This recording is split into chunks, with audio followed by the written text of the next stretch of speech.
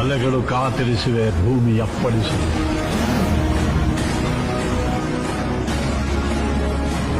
ರವಿ ಕಾದು ಕುಳಿತಿಹನು ಅಸ್ತಮವಾದ. ಗುಡುಗು ಸಿಡಿಲುಗಳ ದಿಬ್ಬಣ ಕಾಲ್ ಕೆರೆದು ನಿಂತಿದೆ ತನ್ನದೇ ಬರಹಕ್ಕೆ.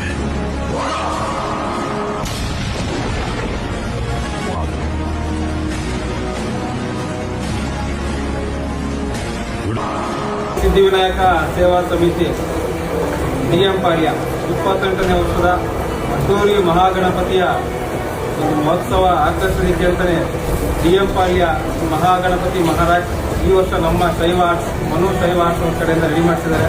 ಅವ್ರು ಒಳ್ಳೆಯದಾಗಲಿ. ಆ ಒಂದು ಗಣಪತಿ ಈಚೆ ಬರೋದಕ್ಕೆ ಕಾರಣ